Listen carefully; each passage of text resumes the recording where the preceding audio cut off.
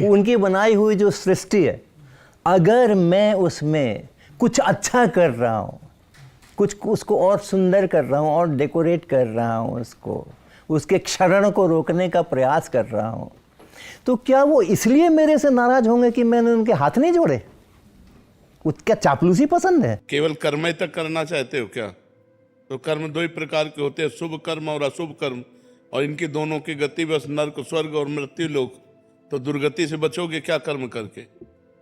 सत्कर्म करना है, भगवत कर्म करना है, भगवान के अधीन होकर के कर्म करना है, श्री कृष्ण अनुकूलेन कर्म करना है, प्रतिकूल से विसर्जनम करना है, भजन करना है, परोपकार करना है, माता पिता की सेवा करनी है, पुत्र परिवार आदि का पालन करना है, और ये सब कर्म भगवान को अर्पित करके भगवत प्राप्ति करनी है।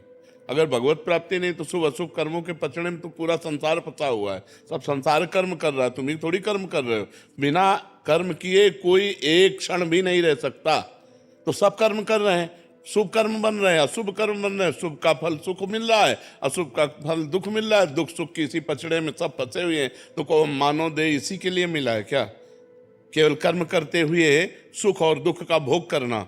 मानव देह का फल मिला है, सुख दुखे समय कृत्वा लाभा लाभो जया जयो। सुख दुख में समान भाव करते हुए, लाभ अलाभ में, जय पराजय में समान भाव करते हुए परमात्मा प्राप्ति करने के लिए, परमात्मा प्राप्ति करने के लिए शुभ अशुभ दोनों कर्मों का नाश करना होता है। शुभ अशुभ दुर्ग विध्वंस बल तब जयति जयति जग उच्चरे। शुभ अशुभ दोनों कर्मों का जब नाश होगा तब भगवत प्राप्ति होगी। अब ये आता है, ये कला आती है दोनों कर्मों का नाश करने की। वो है हुई है सोई जो राम रचिरा का, को करी तर्क बढ़ावे ईसा का। वही होता है जो भगवान ने रच रखा है। तो अब भगवान ने हमें मानव देह रच रखा है, भगवान के हम अंश हैं। अब हम भगवान का भजन करके शुभ अशुभ का नाश करके भगवत प्राप्ति करेंगे। कर्मों के क्या, कर्म तो सब जीव कर रहे हैं। कौन सा ऐसा जो कर्म विहीन हो? कुछ पाप कर्म हो रहे हैं, कुछ पुण्य कर्म हो रहे हैं, लेकिन कर्मों के ऊपर जो उठे तब तो बात बने। मनुष्य जीवन केवल कर्मों में ही फंसे रहने के लिए थोड़ी है। कर्म समर्पण करके कर्म योग करने के लिए है।